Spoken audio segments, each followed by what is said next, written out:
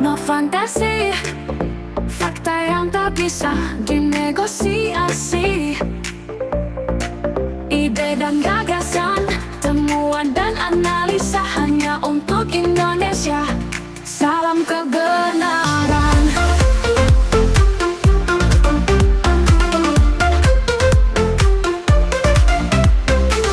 Bismillahirrahmanirrahim. Assalamualaikum warahmatullahi wabarakatuh. Sahabat Dr. Tifa dimanapun Anda berada, jumpa kembali dengan channel yang mengantar Anda memasuki peradaban baru manusia dan insya Allah membekali Anda dengan keimanan, kecerdasan, dan kebenaran. Amin. Hari ini saya akan mengajak Anda untuk membahas sebuah topik yang pasti bikin Anda terperanjat ya. Jadi topiknya begini, peradaban transhuman Adam 5.0, perlukah depopulasi useless eaters alias kaum rebahan? Jadi saya melakukan analisis terhadap rencana mereka, GP, Global Power, mewujudkan peradaban transhumanisme dengan rekayasa manusia post-human yang bukan lagi entitas biologi, maka saya namakan sebagai Adam 5.0 ya. Kalau manusia seperti kita-kita ini saya namakan Adam 4.0 ya, yang masih entitasnya masih entitas biologi. Nah, rekayasa manusia post-human ini dengan mereka nanti akan diciptakan di peradaban baru, peradaban transhuman, maka mereka tentunya memerlukan penurunan populasi manusia secara drastis. Ya, di mana saya analisis, saya hitung dengan matematika model tuh, mereka hanya membutuhkan 1-2 miliar manusia yang masih tersisa. Dari total 8 miliar manusia yang ada sekarang ya, di tahun 2025 ini, manusia di seluruh dunia itu sejumlah sekitar 8 miliar. Ya. Artinya, akan ada 6-7 miliar manusia dianggap sebagai overpopulasi. Jika peradaban transhumanisme Adam 5.0, pekerjaan manusia banyak digantikan oleh AI dan robot, maka populasi sebesar ini tidak lagi diperlukan bagi mereka yang mengendalikan ekonomi dan mengendalikan dunia ini. Maka saya melakukan sebuah sintetis, analisis metasintesis. Cara-cara apa yang mereka gunakan untuk menterminasi, untuk mengurangi populasi dunia besar-besaran? Maka saya sampaikan kepada Anda semua, ada beberapa cara yang alamiah yang bisa menyebabkan pengurangan populasi besar-besaran. Pertama adalah pandemi global dengan menggunakan bioteknologi. Pandemi COVID kemarin itu hanyalah eksperimen kecil dibandingkan dengan kemungkinan pandemi yang lebih terarah dan mematikan, seperti H5N1 yang sedang berkembang sekarang. Kemudian, apalagi yang bisa menghasilkan penurunan populasi, krisis pangan, dan krisis air. Dengan perubahan iklim dan kontrol terhadap sumber daya, kelaparan dapat digunakan sebagai senjata untuk menurunkan populasi. Kemudian perang dan konflik geoekonomi. Konflik global yang dikendalikan bisa mengurangi populasi secara signifikan, terutama di kawasan-kawasan strategis. Selanjutnya adalah penurunan fertilitas global melalui kebijakan sosial, penggunaan alat kontrasepsi, pemberian intervensi tertentu, propaganda budaya. Maka dengan itu semua tingkat kelahiran bisa ditekan drastis tanpa perlunya peperangan fisik. Selanjutnya, otomatisasi dan AI. Jika mayoritas tenaga kerja manusia bisa digantikan oleh robot dan AI, tidak ada lagi kebutuhan untuk mempertahankan populasi besar. Lalu pertanyaan yang timbul, kenapa populasi harus mereka kontrol pada skala jumlah yang mereka targetkan? Intinya sebenarnya keserakahan, sahabat Dr. Tifa semuanya, keserakahan. Karena tujuan mereka menjadikan bumi, menjaga populasi dalam angka yang terkendali, itu agar lebih mudah dikelola oleh mereka dengan kuasa atas teknologi dan sumber daya, menjadikan dunia sebagai tempat yang nyaman untuk mereka diami, tanpa harus kerepotan mengurus useless eaters, manusia yang masih butuh makan tetapi tidak berguna. Ini menurut diksinya mereka ya, sebanyak 6-7 miliar orang. Menurut mereka, secara perhitungan, angka 1 sampai 2 miliar penduduk dunia dianggap cukup untuk menjaga peradaban teknologi tinggi tanpa terlalu banyak beban sosial. Jika sistem yang mereka bangun dirasa sudah cukup menegakkan rencana mereka, maka agenda kontrol populasi akan benar-benar dijalankan secara sistematis dalam beberapa dekade ke depan. Ini menjawab pertanyaan, kapan depopulasi dilaksanakan? Sekarang, cara kita sudah tahu, lalu waktu. Butuh berapa lama mereka mengeliminasi 6 miliar manusia? Kecepatan terminasi populasi tentunya tergantung pada metode yang digunakan. Jika melihat berbagai kemungkinan skenario yang tadi sudah saya sampaikan, maka ada beberapa nih berdasarkan skala waktu ya, estimasi waktunya. Kalau menggunakan pandemi global, populasi akan turun secara drastis dalam jangka 5 sampai 10 tahun. Cukup cepat dan efektif ya. Jika pandemi yang dilakukan itu menggunakan virus yang mematikan seperti H5N1 yang mampu bermutasi dan memiliki tingkat penularan setinggi COVID, maka dalam rentang waktu 5 sampai 10 tahun, populasi dunia bisa berkurang drastis. Jika pandemi dibuat dalam gelombang bertahap dan disertai dengan injeksi tertentu yang bukan untuk mencegah penyakit tetapi justru untuk mengontrol populasi, misalnya efeknya adalah menurunkan kesuburan atau menghasilkan penyakit, maka efeknya bisa lebih bertahan lama. Kemudian, bagaimana kalau overpopulasi diturunkan dengan krisis pangan dan energi? Itu akan memakan waktu, perhitungan matematika saya 10 sampai 20 tahun. Jika kontrol pangan dan air dilakukan secara sistematis dengan krisis iklim dan konflik buatan, maka dalam 10 sampai 20 tahun akan terjadi kelaparan massal di negara-negara berkembang. Populasi bisa turun drastis tanpa terlihat seperti genosida langsung. Kemudian apalagi? Perang dan konflik geoekonomi. Ini akan menurunkan populasi secara drastis dalam waktu 5 sampai 15 tahun. Misalnya jika terjadi perang besar, perang dunia ketiga yang melibatkan nuklir atau senjata biologis, maka dalam 5 sampai 15 tahun jumlah korban bisa mencapai miliaran, terutama di kawasan yang padat seperti Asia dan Afrika. Berikutnya lagi apa yang digunakan caranya? Penurunan fertilitas global. Penurunan fertilitas global ini cara yang paling alami, maka butuh waktu lama untuk bisa mengurangi populasi secara drastis. Butuh waktu berapa lama? 30 sampai 50 tahun. Jika agenda utamanya adalah mengurangi kelahiran tanpa membunuh secara langsung, maka dalam 30 sampai 50 tahun populasi bisa turun ke angka yang diinginkan dengan metode penurunan fertilitas global. Saat ini ternyata banyak negara maju sudah mengalami penurunan populasi karena kesuburan mereka yang rendah. Apabila semua metode dilakukan secara kombinasi, butuh waktu berapa lama ya menurunkan populasi secara drastis? Ternyata matematika berkata butuh waktu 20 sampai 30 tahun. Artinya jika mereka menggunakan kombinasi dari semua metode di atas, pandemi iya, krisis pangan iya, perang iya, kontrol fertilitas iya, maka dalam 20 sampai 30 tahun populasi bisa turun dari 8 miliar ke 1 sampai 2 miliar dengan pola-pola yang terlihat alami. Jika skenario ini benar-benar dijalankan, maka waktu paling cepat adalah 5 sampai 10 tahun dengan pandemi atau perang besar. Tetapi jika dilakukan dengan cara yang lebih bertahap, kemungkinan besar akan makan waktu 20 sampai 50 tahun sampai target populasi 1 sampai 2 miliar tercapai.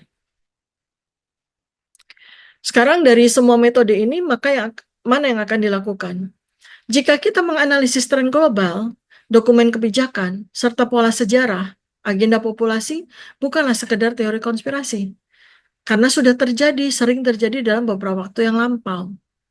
Tetapi kemungkinan besar ada strategi yang sedang berjalan. Namun, apakah mereka benar-benar akan melakukan pemusnahan 6 miliar manusia secara eksplisit? Itu tergantung pada beberapa faktor kunci. Misalnya, indikator kuat depopulasi sudah berjalan. Terjadi penurunan fertilitas global secara sistemis. Banyak negara maju, Eropa, Jepang, Korea, China, mengalami penurunan populasi drastis akibat kesuburan yang merosot. Kampanye global tentang child-free lifestyle, feminisme ekstrim, dan ekonomi yang sulit untuk memiliki anak adalah bagian dari agenda-agenda propaganda ini. Kemudian teknologi seperti injeksi material genetik, bahan kimia dalam makanan, dan hormon disruptors telah terbukti mengurangi kesuburan. Sekarang, pandemi dan injeksi material secara global. COVID mempercepat kontrol sosial dan eksperimen injeksi material global. WHO kini memiliki kekuatan lebih besar dalam mengatur respons pandemi di masa depan, apalagi jika Traktat Pandemic Treaty atau Pandemic Accord berhasil ditandatangani di tahun 2025 ini. Maka ancaman pandemi H5N1 atau patogen lain bisa digunakan untuk justifikasi lockdown berkepanjangan atau injeksi material wajib yang bisa berfungsi sebagai alat seleksi populasi. Sekarang bagaimana dengan krisis pangan dan kontrol sumber daya? Agenda hijau dan perubahan iklim dijadikan alasan untuk membatasi produksi pangan. Peternakan dan pertanian tradisional yang dianggap menghasilkan gas metana dalam jumlah besar yang menyebabkan global climate change akan dihancurkan. Sementara itu substitusinya adalah serangga dan daging buatan. Negara berkembang yang paling terdampak akan menghasilkan kematian massal akibat kelaparan dan malnutrisi. Bagaimana jika dengan peningkatan konflik dan destabilisasi global? Perang Rusia-Ukraina dan Israel-Gaza bisa menjadi pemicu eskalasi konflik global. Perang nuklir, bioterorisme bisa dengan cepat mengurangi populasi secara besar-besaran. Destabilisasi ekonomi menyebabkan kemiskinan ekstrim yang mempercepat tingkat kematian. Universal Basic Income (UBI) bisa juga digunakan untuk mengontrol populasi yang tersisa. Sementara miliaran lainnya dibiarkan mati perlahan akibat kemiskinan dan ketergantungan sistem. Sekarang nih, pertanyaannya kemudian, apakah mereka benar-benar akan melakukan terminasi 6 miliar penduduk dunia? Dari semua indikasi ini, bukan berarti mereka akan membantai 6 miliar orang secara langsung, tetapi mereka akan membuat kondisi di mana miliaran manusia akan mati secara alami akibat dari cara-cara yang saya tadi sudah sebutkan, pandemi, kelaparan, perang, atau sterilisasi massal. Jadi apakah ini akan terjadi? Jika rencana ini berjalan, peradaban transhuman betul-betul akan terjadi, maka ya, populasi bisa berkurang hingga tersisa 1-2 miliar dalam waktu 20-50 tahun. Kecuali jika ada perlawanan global dari masyarakat yang sadar, negara-negara tertentu yang tidak mau terlibat atau tidak mau mengikuti rencana global, atau peristiwa tak terduga, misalnya revolusi teknologi di luar kendali mereka, maka rencana ini bisa gagal atau berubah bentuk.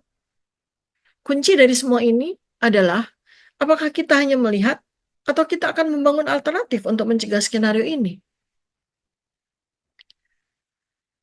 Di luar dari rencana menciptakan Adam 5.0, transhumanism, dan sebagainya, sekarang saya mau memberikan hasil analisis saya tentang sesungguhnya berapa banyak sih populasi manusia ini bisa hidup di bumi, dan bumi tetap layak didiami ya. Berapa banyak sih? Nah, saya melakukan perhitungan-perhitungan dan analisis, ya. Maka pertanyaan ini bisa dijawab, tetapi sangat tergantung pada beberapa faktor utama, teknologi, pola konsumsi, sistem sosial ekonomi, dan lain-lain. Maka jika kita memasukkan variabel-variabel tersebut dalam analisis saya, ya, dan kemudian dimasukkan juga daya dukung bumi berdasarkan sumber daya yang ada, maka akan ada beberapa skenario. Pertama, model konsumsi kapitalisme sekarang. Maka populasi maksimal 3-4 miliar. Dengan pola konsumsi seperti saat ini nih, ada negara maju yang maju sekali, berkembang sekali, miskin sekali seperti itu ya. Maka menghasilkan sebuah pola konsumsi tertentu dengan eksploitasi sumber daya, jumlah limbah yang dikeluarkan besar, ketimbangan distribusi, bumi kemungkinan hanya mampu menopang kehidupan 3-4 miliar manusia sebelum terjadi krisis besar. Ya. Ini mengacu pada konsep jejak ekologis, ecological footprint, di mana saat ini kita sudah melampaui kapasitas regeneratif bumi. Butuhnya manusia itu hanya bisa 3 sampai 4 miliar aja. Artinya sudah kelebihan 3 miliar penduduk kan sekarang ya, dalam keadaan seperti sekarang ya. Kemudian negara maju seperti US dan Eropa tentu saja memiliki konsumsi per kapita yang jauh lebih tinggi dibanding negara berkembang. Dan itu memperburuk situasi karena terjadi lagi ketidakadilan distribusi bahan pangan. Kemudian yang kedua adalah jika menggunakan model berbasis efisiensi dan teknologi hijau, kalau efisien, teknologinya hijau, mungkin bumi ini masih bisa dihuni oleh 9 sampai 10 miliar manusia. Dengan teknologi yang dipakai lebih efisien, seperti pertanian vertikal, menggunakan energi terbarukan, dan menggunakan AI dalam manajemen sumber daya, maka bumi masih bisa menopang 9 sampai 10 miliar manusia tanpa merusak ekosistem secara fatal. Tapi manajemennya bagus, pertaniannya vertikal, energi terbarukan dipakai semuanya. Dan ini membutuhkan juga sebuah strategi untuk mengurangi limbah makanan, strategi untuk meningkatkan energi bersih, dan distribusi sumber daya yang lebih adil. Ya. Kemudian yang berikutnya lagi adalah model berbasis peradaban maju. Nah, ini kita masukkan konsep kalau bumi ini sudah tidak hanya bumi yang bisa dihuni, tapi bumi berikutnya. Artinya sudah terjadi sebuah model multiplanet ya, antara bumi ini dengan planet-planet lain yang bisa dihuni. Berapa banyak populasi manusia bisa hidup? Antara 50 sampai 100 miliar di masa depan. Artinya ini kalau kita sudah memasuki era Adam 5.0 ya, dengan teknologi tingkat tinggi seperti rekayasa iklim, kolonisasi laut, fusi nuklir, peradaban pindah ke multiplanet, maka manusia tidak hanya hidup di bumi tapi juga di luar angkasa. Maka populasi manusia secara keseluruhan mencapai 50 sampai 100 miliar dengan standar hidup yang tinggi. Ini mengasumsikan bahwa AI, robotika, dan bioteknologi mampu menciptakan ekosistem tertutup yang sangat efisien dan hampir tanpa limbah. Nah, jadi kesimpulan dari semuanya adalah berapa sih jumlah ideal populasi manusia dengan semua fasilitas-fasilitas yang premium ya.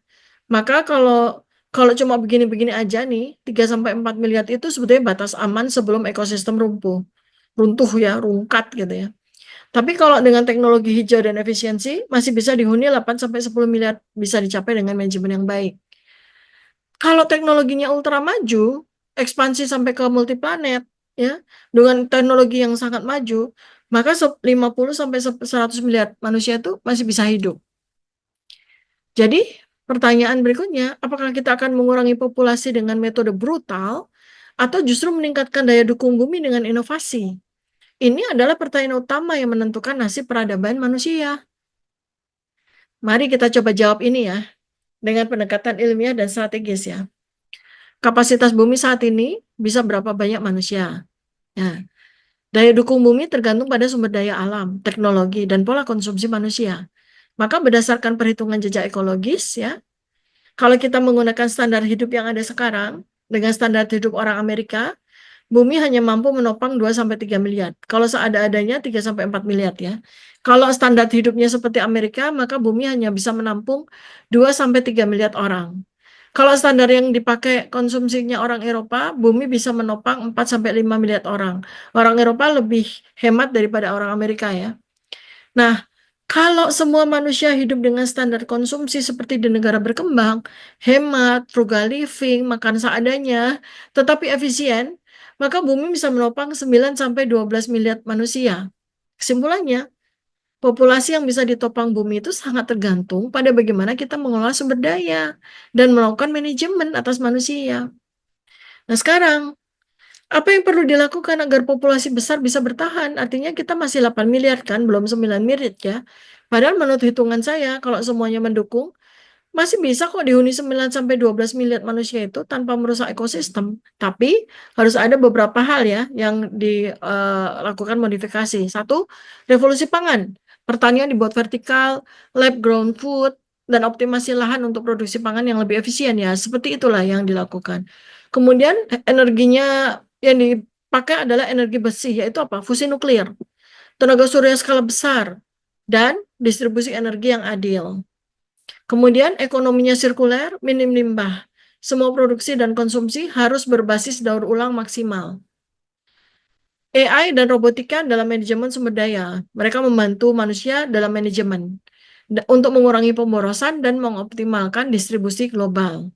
Kemudian, bagaimana kalau sudah masuk hitungan ekspansi ke ruang angkasa dan lautan, bikin kolonisasi laut, bikin kolonisasi di ruang angkasa, menghuni planet yang lain, ya, membangun habitat manusia di luar bumi untuk menambah daya dukung peradaban. Maka jika semua ini berjalan, populasi seperti tadi saya sampaikan, hitungannya 50 sampai 100 miliar bisa hidup dengan kualitas tinggi. Nah, sekarang pertanyaannya kan, apakah global power memilih jalan ini? Ternyata tidak. GP tampaknya lebih memilih menekan populasi, mengurangi populasi, daripada berinvestasi besar-besaran dalam teknologi untuk meningkatkan daya dukung bumi. Kenapa? Karena ada beberapa alasan. Mengurangi populasi itu lebih murah dan lebih mudah dikontrol dibanding membangun teknologi ultra maju. Bayangkan, mengontrol 1 miliar manusia itu lebih mudah, lebih susah dibanding mengontrol 5 miliar manusia. Tentu saja lebih kecil, ya kan? Karena populasi kecil itu lebih mudah dikendalikan dalam sistem ekonomi digital dan AI kan. Dan mereka tuh sebenarnya ingin mempertahankan status quo aja. Mereka tuh nggak punya nggak punya sebuah noble mission gitu ya, misi mulia untuk menciptakan dunia yang lebih inklusif dan lebih adil, enggak. Makanya alih-alih menciptakan solusi bagi kehidupan tuh bisa dihuni 10 sampai 50 miliar manusia, mereka lebih memilih mengurangi populasi menjadi 1 sampai 2 miliar dan menciptakan Adam 5.0 yang lebih mudah dikendalikan. Nah, jika sistem saat ini tidak berubah ya, dan populasi dunia bisa ditekan 1 sampai 2 miliar population melalui berbagai krisis. Tapi sebenarnya kalau kita mengambil jalur inovasi teknologi dan ekonomi berbasis berkelanjutan, maka sebenarnya bumi bisa menopang hingga 50 miliar manusia kok dengan kualitas hidup yang tinggi, asalkan adil, makmur, sejahtera.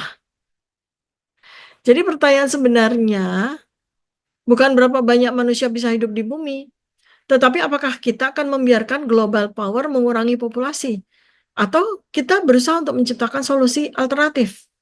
Maka sebelum kita mencoba untuk memikirkan solusi alternatif, coba kita analisis pesan-pesan Al-Quran tentang populasi manusia ya. Apakah memang ada warning dari Al-Quran bahwa pada jumlah tertentu populasi manusia sebaiknya diturunkan gitu ya. Maka kita coba analisis dari Al-Quran. Al-Quran itu memiliki banyak ayat yang bisa dikaitkan dengan populasi manusia, pertumbuhan, dan bagaimana manusia seharusnya mengelola bumi. Ya, misalnya di Quran surat An-Nahl ayat 72 ya, Allah justru malah menganjurkan perkembangbiakan manusia. Berarti Allah bersetuju dong kalau bumi itu bisa sampai 50 miliar. Allah tidak membatasi jumlah manusia, justru mendorong perkembangan populasi. Dan Allah menjadikan bagimu istri-istri dari jenismu sendiri, dan menjadikan anak-anak dan cucu-cucu bagimu dari istri-istri itu, serta memberimu rezeki dari yang baik-baik. Malah justru disuruh berkembang biak kan oleh Allah ya. Ayat ini menunjukkan bahwa Allah menghendaki manusia berkembang biak, dan Dia telah menjamin rezeki bagi mereka semua. Dengan catatan, ya kan? Dengan catatan, manusianya yang mendapatkan amanah anak-anak, cucu-cucu, ya harus berdaya, kan gitu ya. Ternyata Allah menjamin rezeki setiap manusia, dan ini sangat berlawanan dengan narasi-narasi propaganda dari global power yang sering menggunakan narasi kelebihan populasi sebagai alasan untuk mewacanakan penurunan populasi kan, pengurangan populasi. Tapi apa kata Allah dalam Quran surat Hud ayat 6 ya? Tidak ada suatu makhluk bergerak di bumi melainkan Allah lah yang memberi rezekinya. Dan Dia mengetahui tempat berdiam dan tempat penyimpanannya. Semua sudah tertulis dalam kitab yang nyata, Lauhil Mahfuz. Perhatikan kata kuncinya. Dia mengetahui tempat berdiam dan tempat penyimpanannya. Artinya rezeki itu bisa diam, bisa tersimpan. Tergantung ikhtiar manusia dan doa manusia kan untuk bisa melihat, mencari yang mana di tempat rezeki itu berdiam. Dan di mana rezeki itu disimpan sama Allah kan. Jadi nggak bisa juga manusia itu begini aja, diam aja terus dapat rezeki dari Allah. Tidak. Karena Allah sudah jelas memberikan perintah dalam Quran surat Arad ayat 11. Tidak akan berubah kehidupan atau nasib suatu kaum kecuali kaum itu sendiri yang akan merubah nasib dengan cara apa? Doa dan ikhtiar, bergerak, berjuang, berusaha semaksimal mungkin. Jadi rezeki itu tempatnya berdiam. Rezeki itu disimpan sama Allah. Diambil oleh orang-orang yang mau menjalankan Quran surat ayat 11. Kan gitu. Dan ini semua udah tertulis dalam Lauhul Mahfuz. Jadi tidak ada orang tuh kelaparan atau apapun. Kalau dia mampu untuk memperjuangkan dirinya. Karena rezekinya sudah disiapkan Allah. Maka jika manusia mengelola bumi dengan baik, gak ada istilah kekurangan sumber daya. Masalahnya apa? Distribusinya, eksploitasinya dipegang oleh segelintir orang saja di bumi ini. 1% menguasai 90% rezeki 90% orang di muka bumi ini. Betapa jahatnya kan, betapa tidak adilnya. Dikangkangin sendiri oleh kelompok mereka. Ya. Kemudian sekarang pengurangan populasi dari 8 miliar jadi 1 sampai 2 miliar. Artinya yang mau dikurangi itu orang loh, 6 miliar. Diapakan? Dibunuh, diterminasi. GP sering menggunakan dalih demi keseimbangan sumber daya untuk melegitimasi pengurangan populasi. Tetapi Al-Quran melarang keras tindakan ini. Kata Allah dalam Quran Surat Al-Isra ayat 31. Dan janganlah kamu membunuh anak-anakmu karena takut miskin. Kamilah yang memberi rezeki kepada mereka dan kepadamu. Sesungguhnya membunuh mereka, anak-anak, karena takut miskin itu adalah suatu dosa yang besar. Dalam konteks modern, aborsi massal, sterilisasi populasi, rekayasa pengurangan populasi adalah bentuk pembunuhan yang dilarang Allah. Manusia itu diciptakan untuk memakmurkan bumi, menjadi khalifatul fil ard, bukan untuk dihabisi. Allah tidak menciptakan manusia untuk dikendalikan segelintir elit, tetapi untuk menjadikan manusia-manusia yang lahir sebagai khalifatul fil ard, pemimpin dan perawat bumi. Kata Allah, perintah Allah dalam Quran surat Fatir ayat 39. Dialah yang menjadikan kamu sebagai khalifah-khalifah di bumi. Maka barang siapa yang kafir, maka akibat kekafirannya itu menimpa dirinya sendiri. Dan kekafiran orang-orang kafir itu hanya akan menambah kemurkaan di sisi Tuhan mereka. Dan kekafiran itu hanya akan menambah kerugian mereka. Jadi manusia-manusia ini berhasil dilahirkan di muka bumi ini. Sudah ada amanah menjadi khalifatul fil ard. Dan Allah menjaminkan rezeki mereka. Khalifah itu berarti pemimpin yang bertanggung jawab atas bumi. Bukan diciptakan manusia ini sebagai budak sistem yang dikendalikan oleh AI dan oleh global power. Bahkan kata Allah dalam Quran surat Al-Hujurat ayat 13, populasi yang besar itu anugerah, bukan beban. Jadi narasi populasi harus dikurangi. Itu propaganda, penyesatan. Karena Allah bilang, Allah sampaikan, dan kami jadikan kamu berbangsa-bangsa dan bersuku-suku supaya kamu saling mengenal. Artinya banyak yang manusia itu justru membuat peradaban maju. Bahkan dalam sejarah, peradaban besar lahir dari populasi yang besar, bukan dari populasi yang dikurangi secara sistematis. Iya kan? Dan Allah itu selalu menjanjikan solusi. Dan solusinya bukan dengan pengurangan populasi seperti yang mereka lakukan.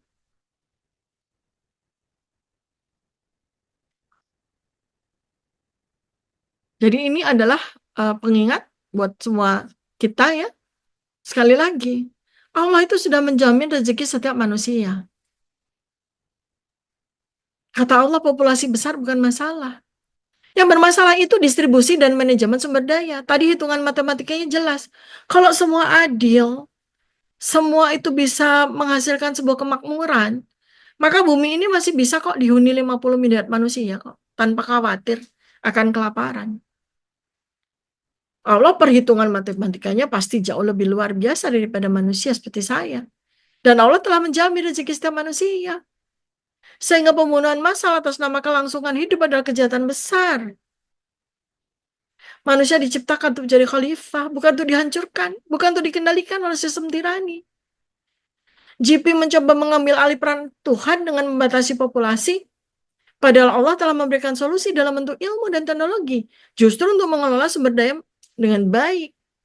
Bukan untuk dikangkangin teknologi itu, bukan untuk dikangkangin sumber daya itu. Maka, jika kita mengikuti panduan Al-Quran, solusi untuk mengelola bumi ini bukan dengan pengurangan populasi, tetapi dengan inovasi dan keadilan dalam distribusi sumber daya, bukan dikangkangi oleh segelintir manusia sendiri. Silakan Anda merenung tentang apa yang saya sampaikan pada video ini, dan silakan tulis komentar keren dan cerdas Anda ya. Jangan lupa like, subscribe, dan share video ini agar banyak orang tergugah kesadaran dan kecerdasannya. Sampai jumpa di video berikutnya. Wassalamualaikum warahmatullahi wabarakatuh. Salam kebenaran.